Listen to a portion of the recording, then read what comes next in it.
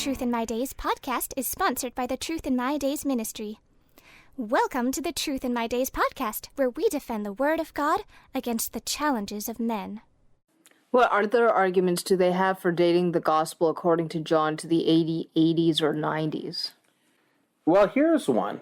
If you remember in John chapter 9 is the account of Jesus healing a man born blind, and then he's called before the authorities and quizzed on this, and the fellow's forced to make a decision about who Jesus is, and his parents are reluctant to support him, and finally he makes his interlocutors look so silly that they boot him out of the synagogue. And in this account, in verse 22, we read this. Can you read that for us? 9:22. His parents said these things because they feared the Jews, for the Jews had agreed already that if anyone confessed that he was the Christ, he would be put out of the synagogue. Yes, put out of the synagogue.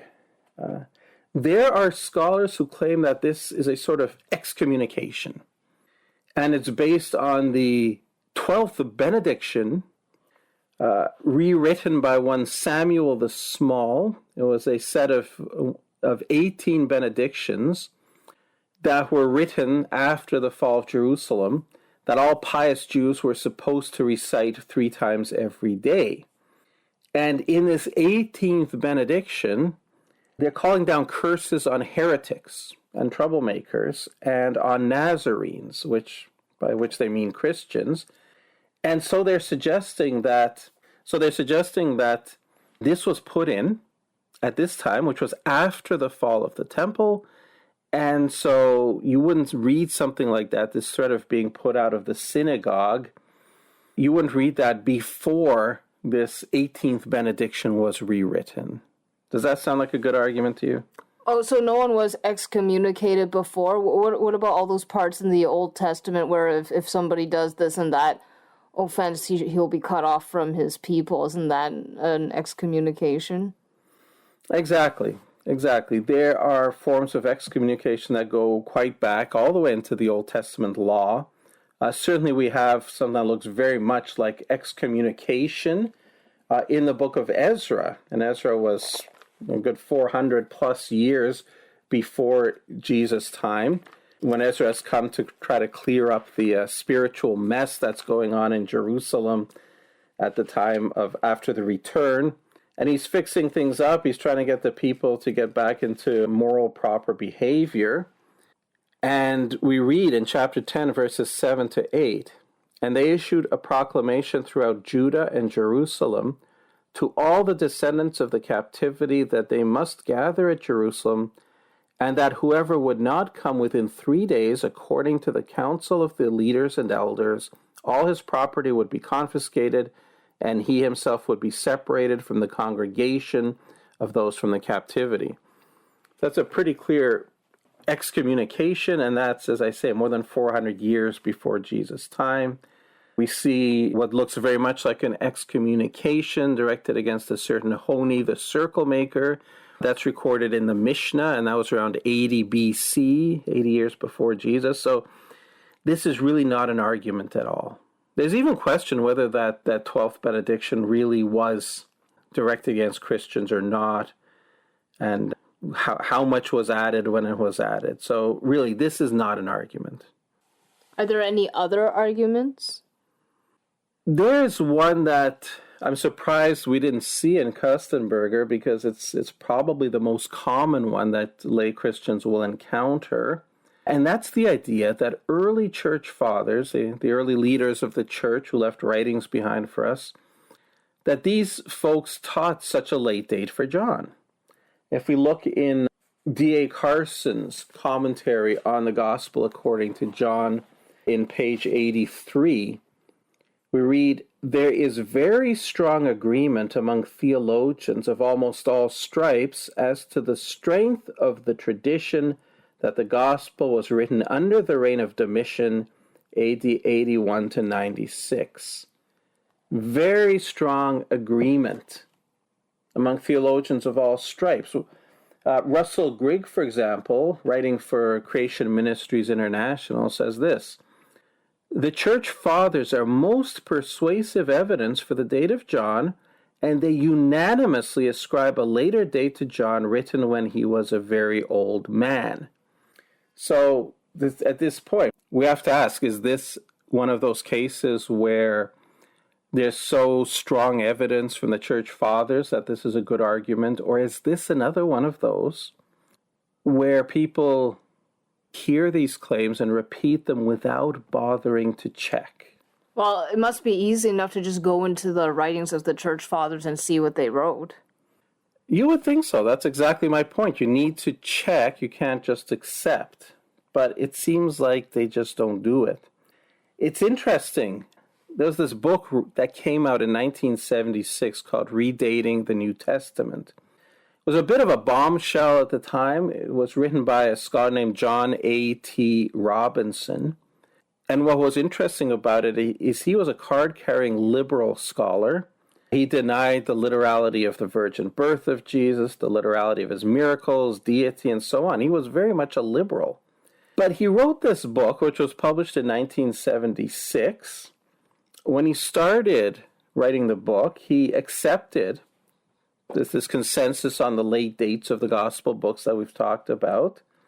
But then he says, as little more than a theological joke, he decided to investigate the evidence for this dating, the evidence that everybody accepts. And he said as he started to look into it, the results stunned him. Owing to scholarly sloth, the tyranny of unexamined assumptions, and almost willful blindness, much of this reasoning, these dates they came up with, was untenable. Absolutely untenable. So here's what happens where even a liberal, an honest liberal scholar, bothers to look at the evidence.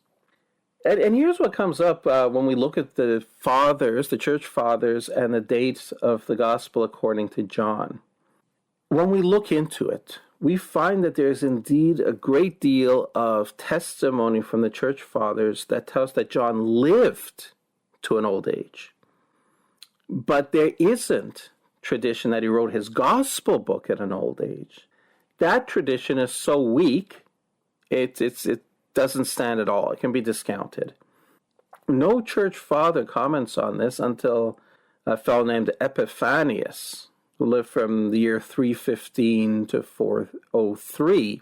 So we're talking about somebody writing good like 300 years after the fact. I could give more honest first-hand testimony about the American Revolutionary War than somebody could give about John 300 years later.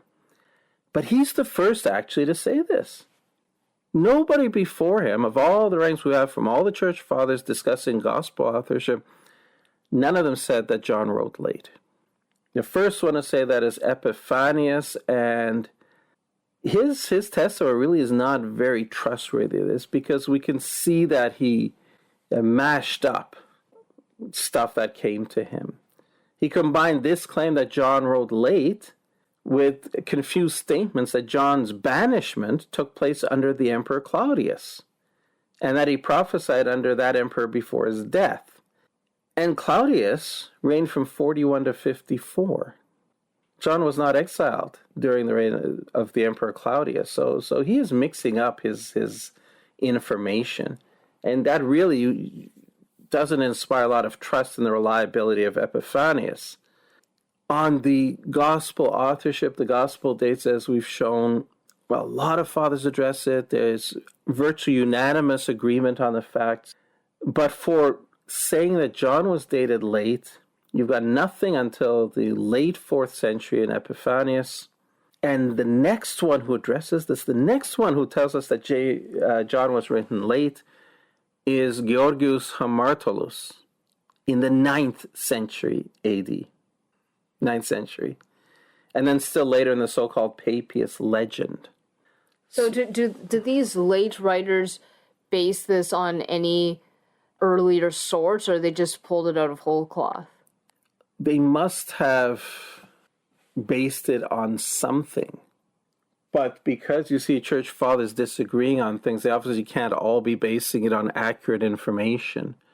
So what happens, I think, as you saw with Epiphanius, somehow he's mixing up stuff. He somehow got the idea that John was exiled during the reign of Claudius, when it was really during the reign of Domitian, much later. How they scrambled this is not entirely clear, but that they did scramble things is clear. So generally, the later the information is, the less reliable it becomes. Okay, we looked at the early church fathers like Irenaeus, for example, who's writing in the 2nd century around the year 180, and he was a student of Polycarp, who was a student of the Apostle John. So when we look at Irenaeus and we look at Polycarp, they're very close to the facts, the events, the people involved. So you would think their information is more reliable. When you get to somebody in the 9th century repeating something that only one other person said, and that one person shows that he scrambled his information, that's not reliable. But that is a good question. The upshot, though, is not only do the church fathers not unanimously ascribe a later date to John written when he was a very old man, as one of our scholars said, there is in fact no reliable testimony among the early Christian writers that John wrote his gospel book at an old age. And yet, as we saw in Carson, he told us that there is very strong agreement amongst theologians of almost all stripes as to the strength of the tradition that the gospel was written under the reign of Emperor Domitian. What would you say to that? What does that tell you? I guess it's true in a way, because they pronounced it and decided to accept it. It becomes a tradition, and that tradition is agreed on with no basis by all the scholars. So yes, that tradition is agreed on. So what does that do to arguments like scholars agree that, scholars believe that, scholars say that? Because you see sometimes skeptics, Muslim apologists bringing up that claim and then quoting scholars like these. What does it do to that kind of argument? It's like it's all unreliable hearsay. Exactly. That's why you have to go back and do the checking yourself and find out. And most scholars, unfortunately, don't. There's this strong consensus because this is what each was taught in seminary, and they accepted it, and they pass it on. But when you look at the actual evidence, you see a very different picture. They're not doing their own checking. They're hearing these things. They're passing it on uncritically and in great error. Yes, that kind of thing happens. I think not just with the gospel according to John. As we've seen, all kinds of wrong beliefs regarding Christianity. It's just that's what they heard in seminary, and that's what gets passed on. Yes, and some of them are doing it because they have an a priori position that the miraculous is impossible and Jesus is not who the gospel books portray him to be. But among evangelicals, unfortunately, many of them latch on to these ideas that they hear in seminary, not realizing that they actually came originally with the intent to discredit the gospel book. And they don't examine the evidence, and they need to do that. Okay, so it seems conclusive that there's no basis for ascribing a late date, like 80s or 90s, to the gospel according to John. So how do we figure out what the actual date is?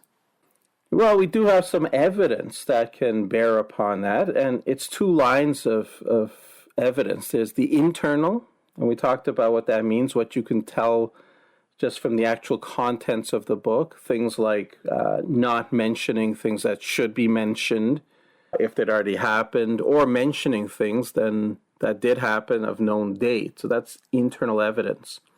And we discussed one of these already, the fact that in the Gospel according to John, the destruction of the temple is not mentioned. And we pointed out that there's a couple of places where you really would expect it to be mentioned if it had already happened. Where he's speaking to the Samaritan woman at the well in John chapter 4, where he's saying that the Jews, she's saying that Jews, we worship on this mountain, and you Jews worship in Jerusalem. You say that's the place to worship, and Jesus says the time is coming where neither here nor in Jerusalem will you worship. Like, why are they not worshiping in Jerusalem? That was integral to Jewish religious life. That's a good time to mention that. Well, because the temple was destroyed.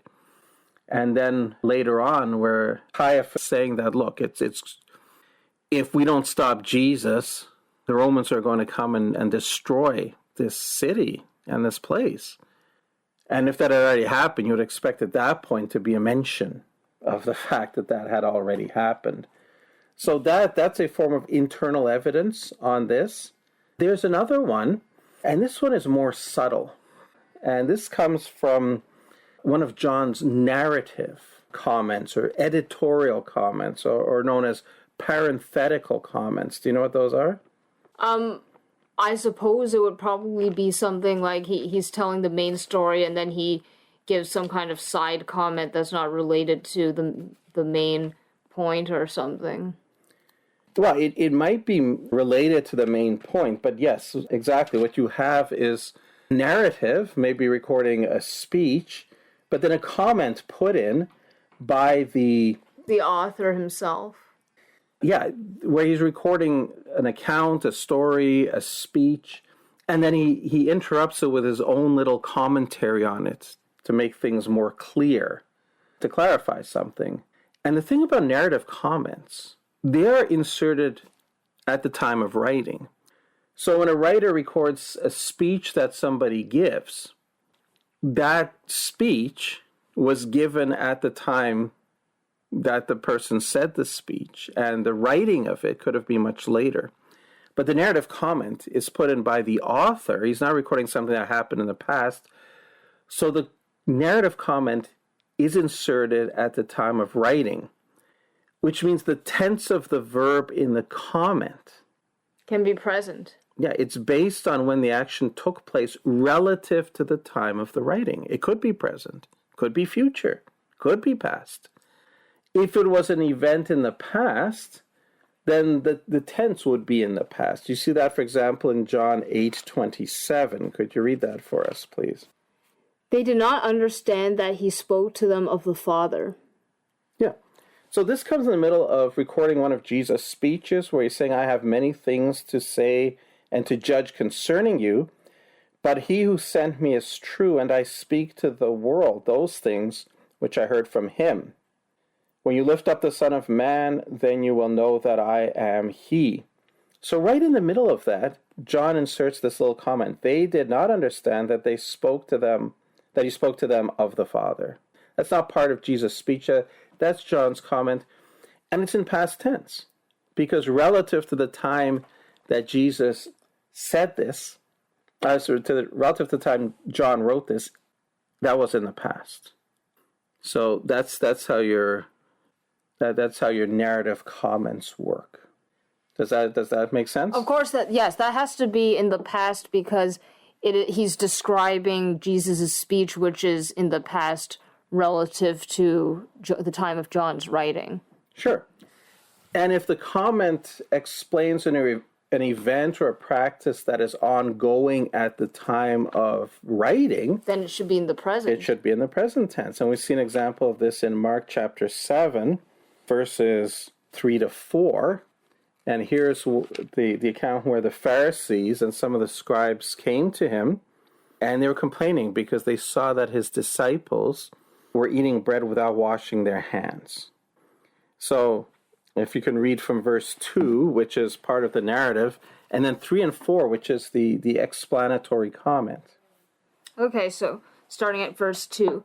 Now when they saw some of his disciples eat bread with defiled, that is, with unwashed hands, they found fault. For the Pharisees and all the Jews do not eat unless they wash their hands in a special way, holding the tradition of the elders. When they come from the marketplace, they do not eat unless they wash. And there are many other things which they have received and hold, like the washing of cups, pitchers, copper vessels, and couches. Yes, here's one of the ways that we know that Mark was writing to a Gentile audience, because he's explaining these Jewish customs. You wouldn't need to explain them to a Jewish audience. So he's writing to Gentiles. But what he's doing is explaining why they got upset about Jesus' disciples not washing their hands before they ate. It was a religious thing. And Mark explains that to his readers who may not understand. And now this is an ongoing practice of the Jewish people at the time, ongoing. So what tense does Mark use there? The present. He uses the present tense because it's something that is still in the present to him at the time of writing. So with this understanding then of explanatory comments, or narrative comments, let's look at John 21, 18 to 19. You remember that's the one where he foretells the death of Peter. And it's supposed to be taken by some liberal scholars and followed by some evangelicals. Oh, Peter must have died by this time. He must have been in the past. And we explain why that's a false argument. Jesus could certainly foretell the future. But let's look at the wording now. Can you read out for us John 21, 18 to 19? Most assuredly, I say to you, when you were younger, you girded yourself and walked where you wished. But when you are old, you will stretch out your hands, and another will gird you and carry you where you do not wish. This he spoke, signifying by what death he would glorify God. And when he had spoken this, he said to him, Follow me. So here, John is recording something Jesus said to Peter, and it's exactly in the way he said it at the time, it would be AD 33. And then he adds in this explanatory comment. Okay, this was Jesus alluding to how Peter would die as a martyr. And John inserts this comment, this he spoke, signifying by what death he would glorify God. So that's the editorial comment here. Now you notice the first part of the verse. This he spoke, signifying by what death he would glorify God, makes this a prophecy about the death of Peter. It's unquestionably a narrative comment. The crucial issue, it seems to me, is the tense of the verb glorify. For that tells us when the event of Peter glorifying God by his death took place relative to the time of writing. It's in the future relative to the time Jesus said it, certainly. But if relative to the time of writing, the word in the Greek is clearly in the future tense. Okay, this he spoke, signifying by what death he will glorify God. And that seems to indicate that Peter had not yet died when John wrote this gospel book. Had Peter already been dead by this time, the verb glorify should have been in the past tense. By what death he glorified God. Yeah, that makes sense. Yeah, so this it's subtle. You won't notice it if you're just looking at the English translation, but it's seems to me a very strong internal indication that this was written before Peter's death, which means it's not just before the year 70 when the temple was destroyed, it's before Peter's death. And when did Peter die? Probably the year 64, 65, somewhere around there. How do we know? From the records of the church fathers. Now, anything else? Any other evidence? This is internal. There's one line of external evidence here. And external evidence is writings outside of the book itself. The very significant piece of external evidence we have is something called the family 35 colophons. What's a colophon? A colophon is an inscription that used to be placed often by scribes who were hand copying manuscripts. You remember that the New Testament was passed on by hand copying, as were all written documents until printing was invented in the 15th century. So going back to New Testament, the originals, we have to rely on the handwritten manuscripts. And in some of them, the scribe, after copying a particular piece of writing, would put in an inscription at the end, which may include his name, and often it would include the date at which that document was written. You mean the date of the writing of the original document, or the date of the writing of the manuscript? Some would put in one, some would put in the other. In theory, you could have both. Now, the family 35 colophons that I mentioned are these. In the year 2008, Dr. Wilbur Pickering, who was studying New Testament manuscripts, discovered colophons in some of the manuscripts of the gospel books, colophons in which the date of publication of these books were recorded. And again, by publication, we mean the time that they were given out for public use, the time the author went public with his work. In Greek, they say gave out the writing. Now, these colophons he found in a group of medieval manuscripts, a Byzantine type of manuscripts. About 500 belong to a group called Family 35. They are very, very, very carefully done by the scribes. Very little variation among them. Very few variants. And they are widespread geographically. We have manuscripts coming from Jerusalem, from Sinai, from Trikala, from Mount Athos, from Constantinople, and from Rome. So this was not just a text type that was just restricted to one particular area, a local text type.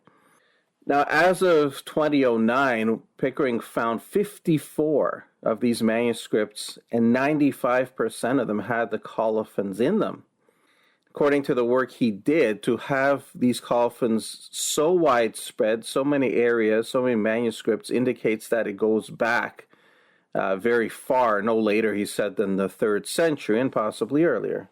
Okay, you say that they came from a group of medieval Byzantine manuscripts. So how would the medieval scribes, by the time they are copying by the time they're making the manuscripts, how do they know by then what was the original date of publication? Well, the scribe, as he copied it, presumably copied the colophon as well. It was there in his exemplar. In other words, the manuscript he was copying. And that's the point I made. The wide distribution of these colophons and how many of them there are indicate that the information on them must have gone back to the 3rd century or possibly earlier.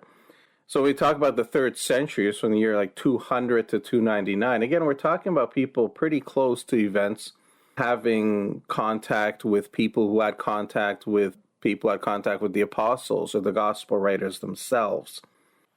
So what do these colophons tell us about the publication date of the gospel according to John? According to the colophons, the gospel according to John was published 32 years after the ascension of Christ, which puts it to the year 64, AD 64 or 65. Okay, so the colophon actually has a little explanation, like 32 years after the ascension of Christ, or do they put a specific year? Yours seems pretty precise. 32 years after the ascension of Christ is what they say. Christ ascended in the year 33. So 32 years after would put you to AD 64 or 65. It is very precise. It's exactly the number of years after the ascension. We count, when we talk about time now, we give the year, or Anno Domini. Right now, 2022, almost 2023 now. But the ancients didn't count in those ways. The Romans would sometimes use what they call the AUC, ab urbe condita, from the founding of the city of Rome, which corresponds to our 753 BC. But often they would simply date something according to the year of the emperor, what year of the local emperor it is. It wasn't until quite a bit later in medieval Europe that a certain monk named Dionysius Exiguus, which translates to Dennis the Short, tried to calculate what year Jesus was born, calculate back from his current year, and that's where we got our BC AD system from.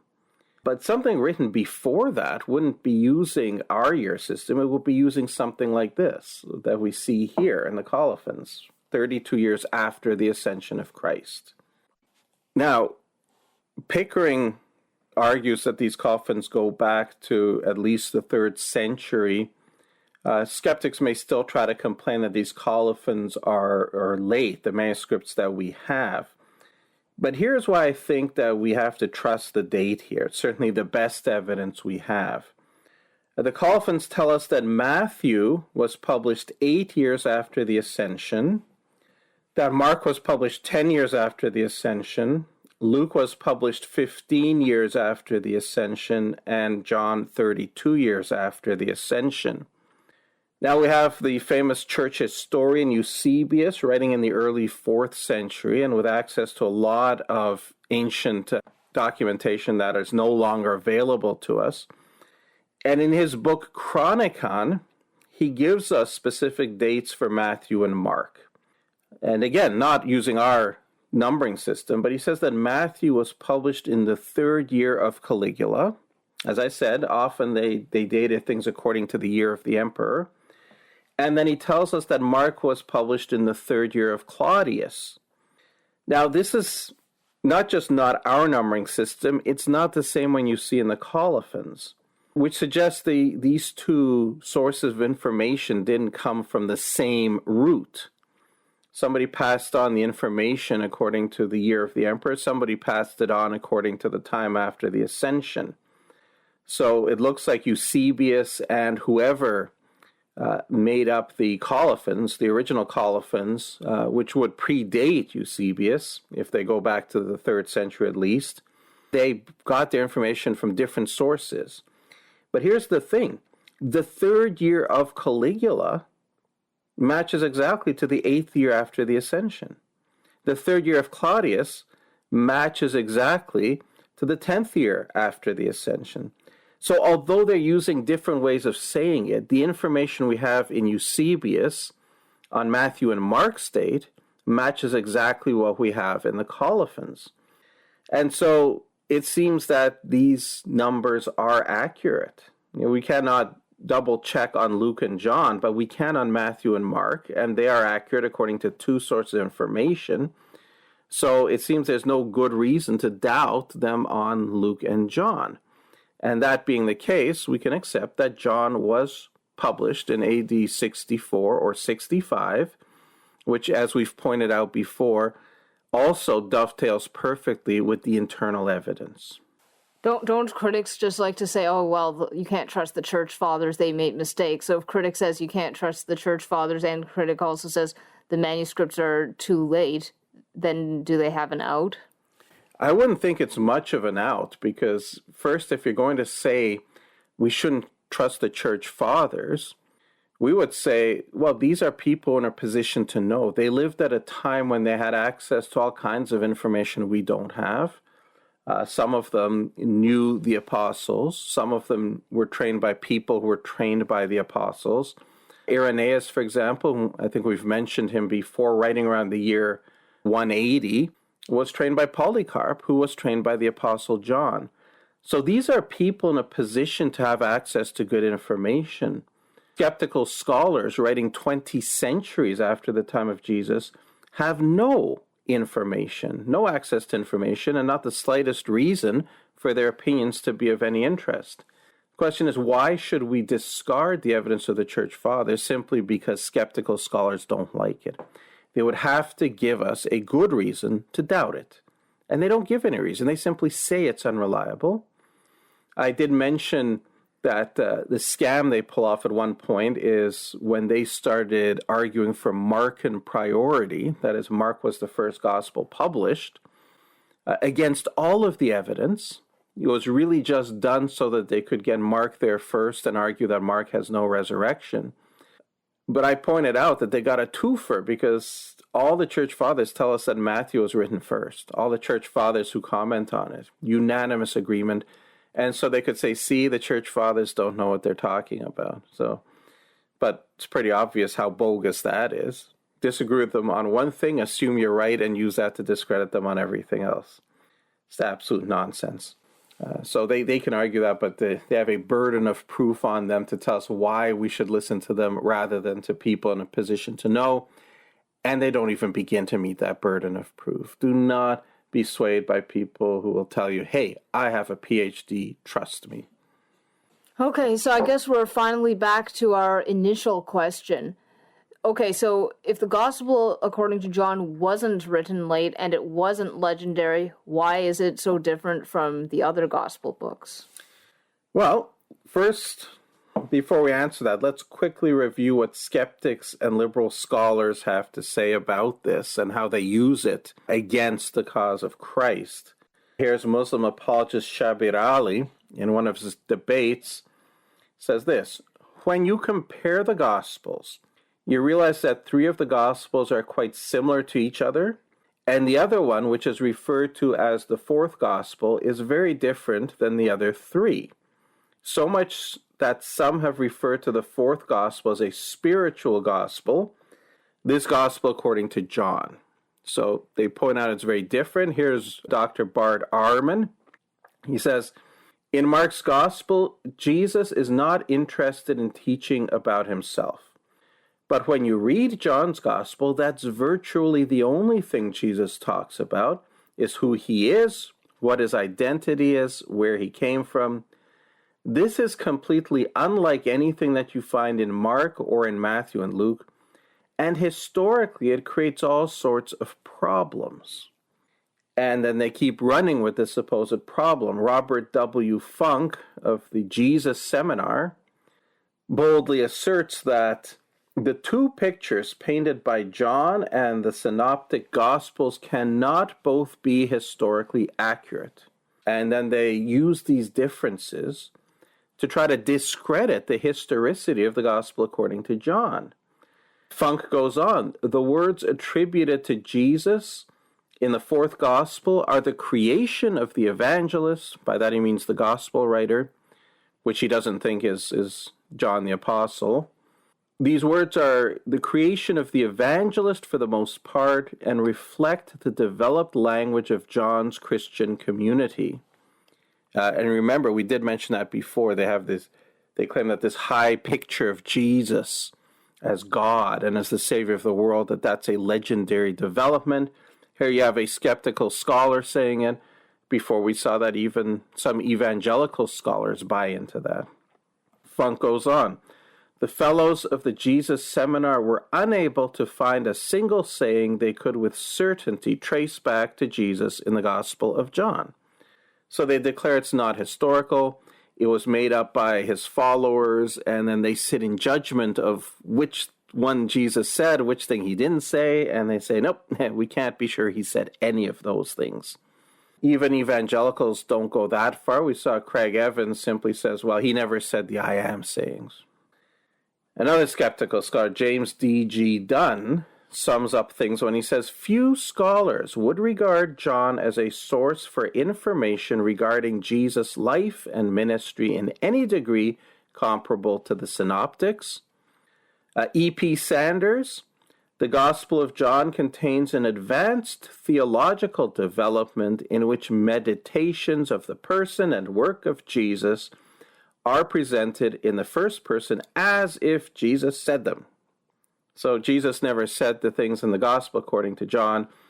This is legend that was made up later and retrodicted into his mouth.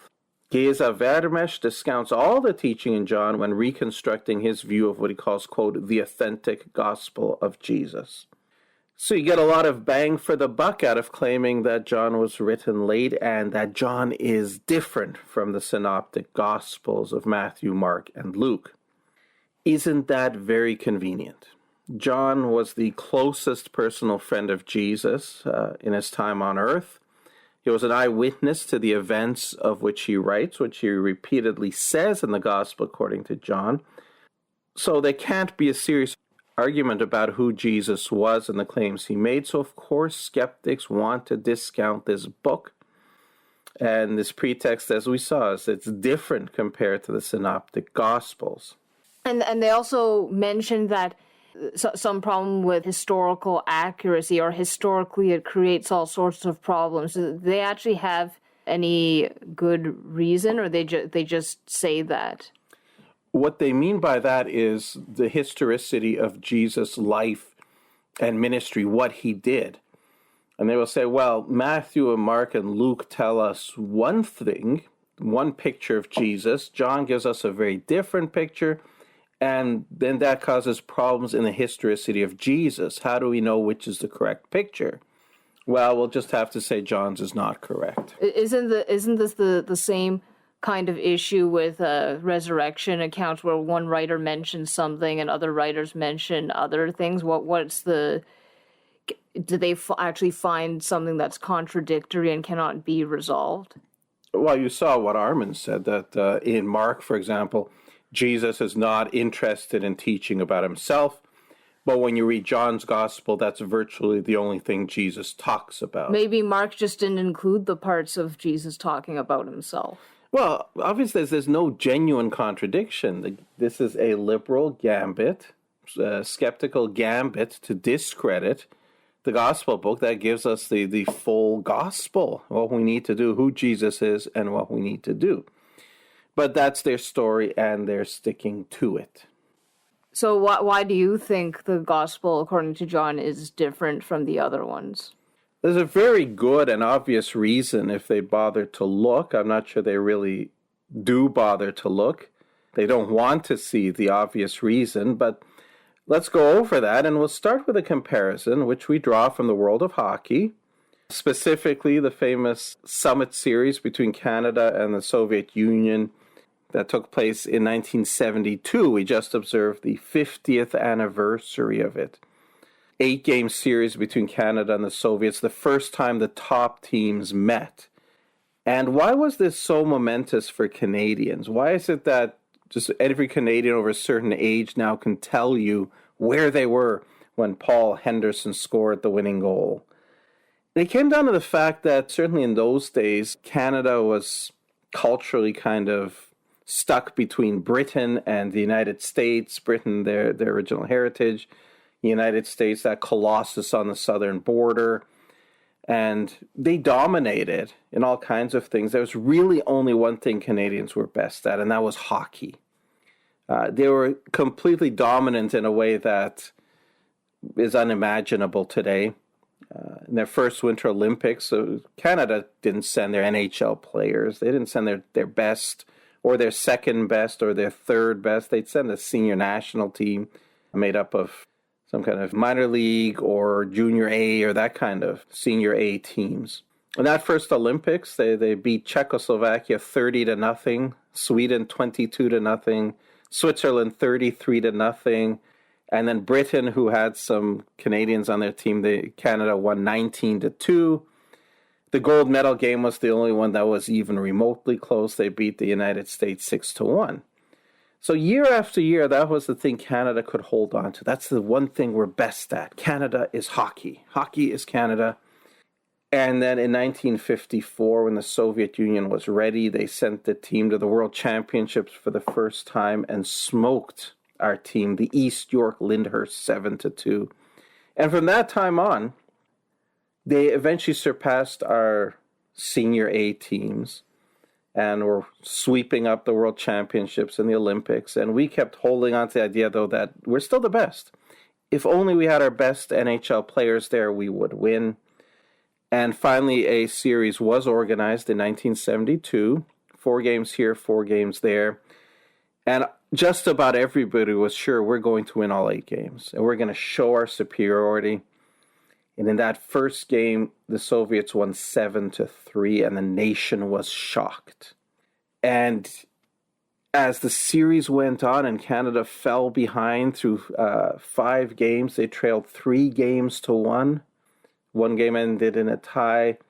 And we were playing the last 3 games in Moscow. We had to win all 3 to win the series. And the nation was hunkered down. It was like a wartime. And then along came Paul Henderson. Henderson scored the winning goal in Game 6. We were still alive, trailing 3-2. Game 7 is tied 3-3 late in the game. It looks like we're not going to have a chance to win the series. If this game ends in a tie, we couldn't. And then Henderson scores a spectacular goal, beating 4 Soviet players. We win the game 4-3, and then that sets up Game 8. The whole country is watching. It's estimated that out of our population at the time of 21 million people, 16 million were watching. You couldn't find a policeman on the streets.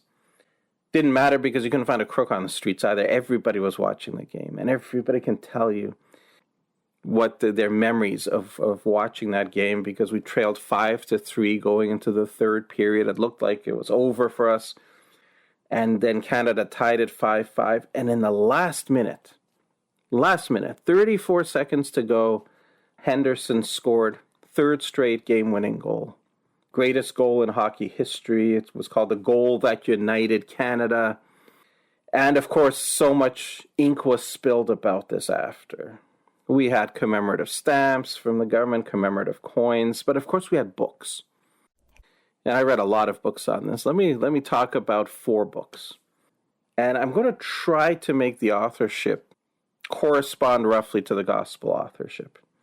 There's Hockey Showdown, written by Harry Sinden. Sinden was the coach of the team. So we're talking about somebody who was intimately involved in the inner circle, but not the most intimate, not the closest. So roughly corresponding to Matthew. We have Face Off at the Summit by Ken Dryden with Mark Mulvoy. Ken Dryden was intimately involved. He was the goaltender for 4 of the games, including Game 8. And this book now would kind of correspond to Mark because it's written, Mark is based on Peter's testimony, a very, very inner person in the inner circle on events. But he passed on his testimony to Mark, who actually wrote it down. So here's Ken Dryden with Mark Mulvoy, which means Ken Dryden passed his story to Mark, who wrote it down. And then we have Cold War by Roy McSkimming. And this fellow was not in the series. He had no immediate connection. He just researched stuff, talked to eyewitnesses. So he corresponds to Luke, a writer who was not involved in the events, but then researched and talked to eyewitnesses. So we have these 3 books. When you compare them, they are very, very similar. They cover the same territory. They talk about the lead up to the series, how it came about, the overconfidence of the Canadians at first, and then they go through blow by blow each of the 8 games, culminating with Henderson's amazing goal, and then they talk a bit about the aftermath. Now here's a 4th book on the series, and this one is written by Paul Henderson. It's called Shooting for Glory. And while the first 3 books are all very similar, and most books on the series are, this one is quite different. In this one, most of the book isn't even about the series. Then what's it about? Well, it does include the series. It talks a bit about Paul Henderson's background, his childhood, and so on, and then talks a bit about the series, and that goes on to other things. And why is that? Well, Henderson, after he scored that winning goal, he was on top of the world. He had not just reached the absolute pinnacle his field could offer. He reached a pinnacle that had not beforehand even been imagined. So he had everything hockey could offer to him. Everything. He had the fame. He had the money. Well, they weren't paid that well in those days, but he had money. He had fame. He had adulation. He had achievement. Everything the world says will bring you happiness. And he was there. And this is the thing with people who get there. They usually can see whether it brings happiness or not. People who don't have them, they can keep thinking that only if I get these, then I'll be happy, then I'll be fulfilled, then I'll be satisfied.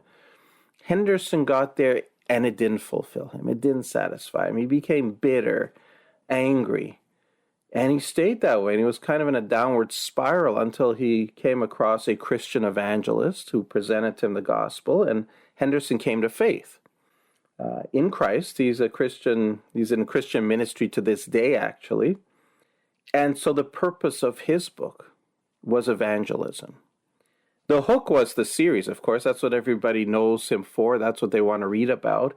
That's how he gets them in. But the goal of his book, it's to get people to hear and believe the gospel of Christ. And that's why that book is so different.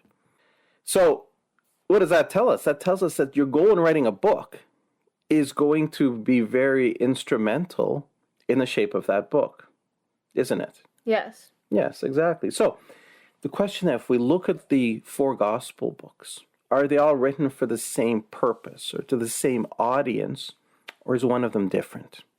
Well, 2 of the gospel writers explicitly tell us why they are writing. Luke, in his prologue in Luke 1, verses 3 to 4. Can you read that for us? It seemed good to me also, having had perfect understanding of all things from the very first, to write to you an orderly account, most excellent Theophilus, that you may know the certainty of those things in which you were instructed. Okay, so this Theophilus, who is this? What can we know about him from this little blurb here? What can we know about him? I suppose maybe some kind of, could he be some kind of church servant, and he wants to know that there's a good reason for the stuff he's supposed to do. I don't really know. What as a person? Well, who is Theophilus? Some people think that he's some rich Roman, perhaps Luke's patron. Others think that this is just a literary device. Theophilus, what does that mean? Someone who loves God, I suppose. Yeah, so it could be used as kind of a generic term for any Christian who reads the book. But whoever Theophilus is, he is already a believer. Okay? That you may know the certainty of those things in which you were instructed. So you're writing to somebody who's already been instructed in the gospel, and it's the book is written to give him certainty, maybe to give him more details, fill him in on some parables, for example, that he may not know. But it's written to a believer. What about John's purpose? Can you read John 20:31? These are written that you may believe that Jesus is the Christ, the Son of God, and that believing you may have life in his name. Isn't that interesting? A very, very clear statement from John as to why he's writing this book. And what is that purpose? Evangelism. Evangelism, exactly. That you may believe that Jesus is the Christ, the Son of God, and that believing you may have life in his name. Harkens all the way back to John 3:16 to 18. Believe you will have life. It's an evangelistic tract, so to speak, a lengthy evangelistic tract. Luke is writing to people who are already Christians. John is writing to people who are not. And so Armin pointed out that John is all about who Jesus is. Well, it's not all about it, but certainly there's a huge focus on who Jesus is, and there's a huge focus on how to be saved, which is exactly what you'd expect in an evangelistic tract. Something written to unbelievers for the purpose of them coming to faith and believing. Luke is written to people who are already Christians, people who already know who Jesus is and who already know how to be saved because they're Christians already. They need to know those things already. So Luke doesn't have a reason to focus on who Jesus is. He doesn't have a reason to focus on how to be saved. His readers already know these things. And so he's focusing on Jesus, miracles, parables, and so on. Can add to the certainty as they go over the miracles. So this then, just as with the books on the Canada-Soviet Summit series, a book that's written for the purpose of evangelizing people is necessarily going to be very different from books that are written for a different purpose. In the case of the hockey books, just general interest about the series. In the case of Luke, to people who already know Jesus, and we're just trying to make sure they know all these details about his teachings and his works. Mark and Matthew being so similar, most likely they were also writing to Christian audiences, not writing it for evangelistic purposes. So that then is a pretty clear explanation and rational explanation for why these books, John is different from the other gospel books. What do you think? What about the supposed problem of the historicity? Well, once we realize that they're written for different purposes, they're emphasizing different things, the supposed problems of historicity disappear. There's nothing in John that Jesus could not have said. There's nothing in Matthew, Mark, or Luke that contradict what Jesus says in John.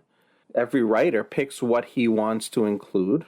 Any writer in any era picks and chooses what he wants to include. People who are writing to Christians so that they will know the certainty of those things in which they were instructed will necessarily pick different things than someone who's writing that you may believe that Jesus is the Christ, the Son of God, and that believing you may have life in his name. There's no historical problem. They're both accurate representations of Jesus, but different aspects of his life and ministry. The claims that there's historical problems then, again, they're bogus, as skeptical claims always are. They're trying to create a problem by saying, hey, this guy told you this stuff, this guy told you different things, and they pretend it's a problem. It would only be a problem if there's no way to put them together. But there's not the slightest difficulty in putting them together, is there? No. No. So I guess the only dodge left for skeptics then is to say that somebody else and not John wrote the gospel according to John. Yes, that's pretty much their only dodge left. And we did talk about gospel authorships in another program series. Liberal scholars try this kind of thing all the time. And it's a scam. And we went into detail on it, but just a quick recap of the main points. These are bald assertions. They're statements made without evidence to back them up. They will say that the gospel books were originally or formally anonymous. The author is not named in the book, and far too many evangelical scholars go along with that. And I point out, yes, they are named. It's right there in the titles. They say, well, the title's not part of the original, but they're there on all the manuscripts we have. Every manuscript that includes the beginning of a gospel book has the title. You have no manuscript without a title. You have no comment from any church father that these books were ever circulated anonymously. So if you're going to claim that they are formally anonymous, you have a burden of proof on you, which they do not even try to meet. If, let's assume, for the sake of argument, that the first gospel book, Matthew, was originally circulated without a name. Let's say it was formally anonymous. 2 years later, a second gospel book comes out. How do you distinguish between them? You have The year of publication, maybe? I mean, there's two copies now, two different books, each of them a gospel book floating around. People see the two of them. How do they distinguish? How do you know which one you're talking about? Well, they could use the name of the author, but I suppose they could also use the year it came out or something else. Well, they could, but they didn't. What the titles now are the names of the authors. So it would mean that as soon as the second one came out, you would need a way of distinguishing them. And the obvious one would be the name of the author. So if Matthew came out in the year 41 with no title, in 43, it would be given a title. And it would be given a title at a time when people still knew who wrote it. And Mark would be given a title upon publication, and so would Luke, and so would John. It would be necessary to distinguish them. So these are not things that were made up long after the fact. So it's really the claim that they were originally anonymous is a bogus claim. It doesn't help their case, and they offer no evidence for it. Nowhere do you find anywhere in the writings of the church fathers, and again, these go back into the first century, any kind of argument about who wrote the books, any kind of debate, any kind of uncertainty, anybody wondering, well, who wrote this? Are we sure about this? There is unanimous agreement, and it comes from people in a position to know. Theophilus of Antioch, for example, in the year 170, talks about John writing the gospel according to John. Irenaeus in the year 180 tells us that, goes into detail about the gospel writers. And as I pointed out before, Irenaeus was a student of Polycarp, who was a student of the Apostle John himself. So very much in a position to know who wrote the gospel according to John. These are, again, examples of external evidence about the authorship. There's also internal evidence that can tell us who wrote it. For example, the author of John doesn't ever mention himself by name. He refers to himself as the disciple whom Jesus loved. This disciple whom Jesus loved is mentioned several times in the book, and in chapter 21, verses 20 to 24, the disciple whom Jesus loved identifies himself as the one who wrote these things. So we know that the disciple whom Jesus loved is the author. Now, who is this? Okay. We can see mentions by the name, the disciple whom Jesus loved, that he was there at the Last Supper in chapter 13, verse 23 onwards. He was at the cross with Mary, and Jesus committed Mary into his care. It's in John 19, 26 to 27. We know he went to the empty tomb, chapter 20, verses 2 to 9. And then in that last chapter, chapter 21, where 7 of the apostles are out fishing and Jesus appears to them, he's there as well. Yeah. Now, we also know, third point, only apostles were present at the Last Supper, Mark 14:7. And there were 7 who were at who were in that fishing expedition to whom Jesus appeared in chapter 21. And we're told those 7 are Simon Peter, Thomas called the twin, Thomas Didymus, Nathanael of Cana of Galilee, the sons of Zebedee, which are James and John, and 2 others of his disciples. That's what we're told. So the disciple whom Jesus loved has to be one of those 7. Now, he can't be Peter. We know he can't be Peter because in the Last Supper account, Peter is talking to the disciple whom Jesus loved. Can't be Thomas.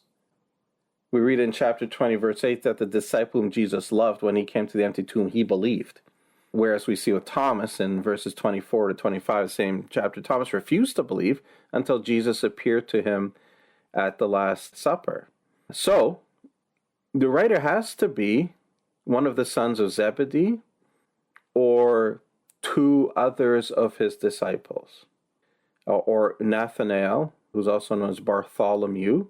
So, you're down to those 1, 2, 3, 4, 5 possibilities. Please note that this is a multi-part series. If you have missed any episodes and would like to listen to them, they will all be available on our YouTube channel and on Spotify, Apple Podcasts, and Google Podcasts. You can find the links to these on our website, truthinmydays.com, or you can look for Truth in My Days on YouTube as one word. Now, he's closely associated with Peter. In the other gospel books, we see it's John and James who are closely associated with Peter. This pushes us towards the sons of Zebedee. He was a significant apostle. Some of the other ones, the two other disciples, Nathanael, don't really seem to fit the bill. Another really interesting observation about the gospel according to John is he tends to be pretty specific in naming people. Simon Peter, not just Peter, not just Simon Peter. Thomas called the twin, Thomas Didymus. Nathanael of Cana in Galilee. And so he tends to give really long descriptions, detailed identifications so you know exactly who he's talking about. There's one person that he doesn't do that for, that the other gospel writers do, and that's John the Baptist. Matthew, Mark, Luke refer to John as John the Baptist. But in the gospel according to John, he's never called John the Baptist. He's only ever called John. Why do you think that is? Well, Matthew, Mark, and Luke have to call him John the Baptist to distinguish him from John the Apostle. But since the disciple whom Jesus loved is what the author calls himself, John is never mentioned. The Apostle John is never mentioned in the book. There's no need to distinguish him from John the Baptist by calling John the Baptist the Baptist. It's enough to call him John. But that means that John, the one who's not mentioned, would be the disciple whom Jesus loved.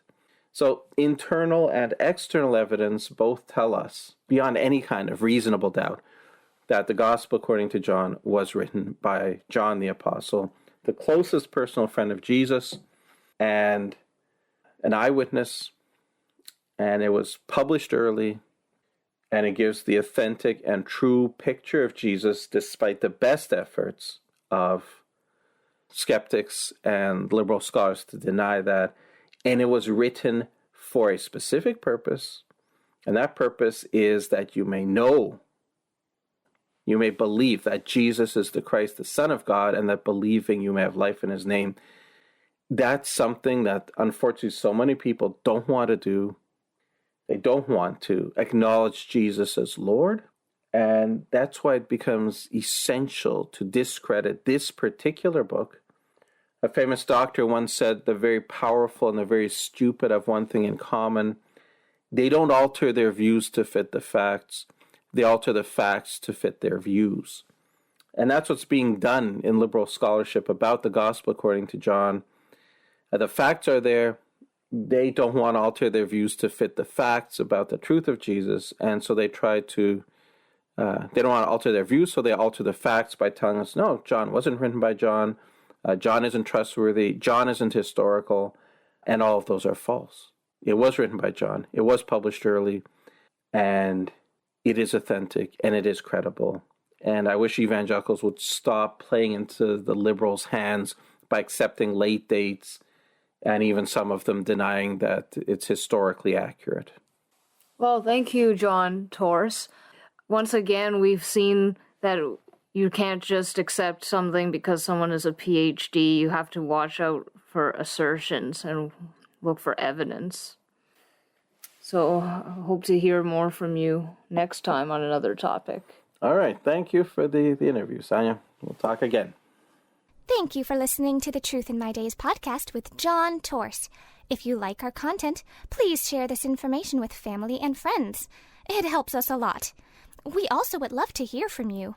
You can reach us on Facebook, Instagram, and YouTube by searching Truth in My Days as one word again. Truth in My Days as one word. No spaces in between. Or reach us by email at info@truthinmydays.com. You may also visit our website for more comprehensive material and to learn more about our ministry. Our website is truthinmydays.com. Thank you.